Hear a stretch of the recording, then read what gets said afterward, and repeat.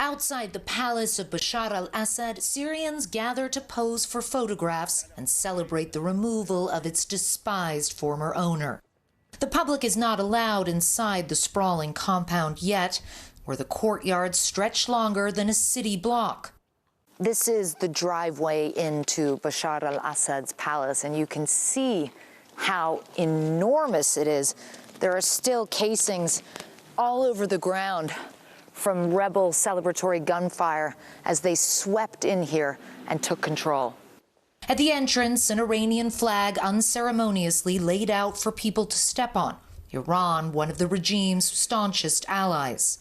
Where once foreign dignitaries roamed the halls, now rebel fighters have the run of the place. You can see blankets on the sofas in here. It looks like this is where the rebels are sleeping. And in fact, over here, you can see they've got some kind of a makeshift dining area going. Some of their weapons here, a couple of rifles on this sofa. So this gentleman here, who is with the rebels, has just asked that I put on my scarf. It's the first time since we've been here that anyone has asked me to cover my hair.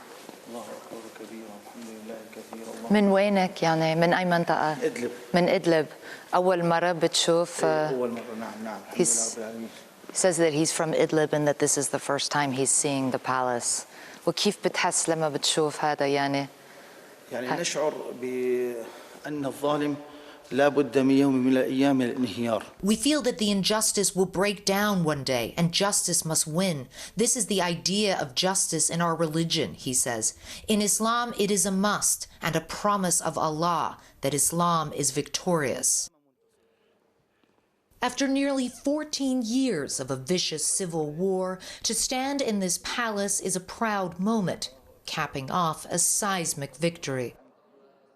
So the rebels here want to stress, they tell us, that it was not their group that ransacked this office when they first swept in. You could see actually some of the graffiti here that those first rebels wrote on the window. It says, Allah curse Hafiz's soul, Hafiz al-Assad being the father of Bashar.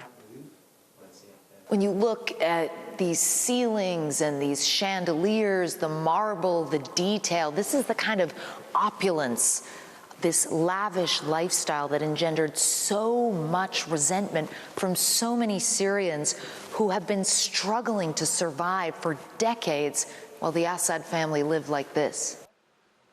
In a warehouse, rows and rows of luxury cars, Ferraris, Lamborghinis, and classic Cadillacs.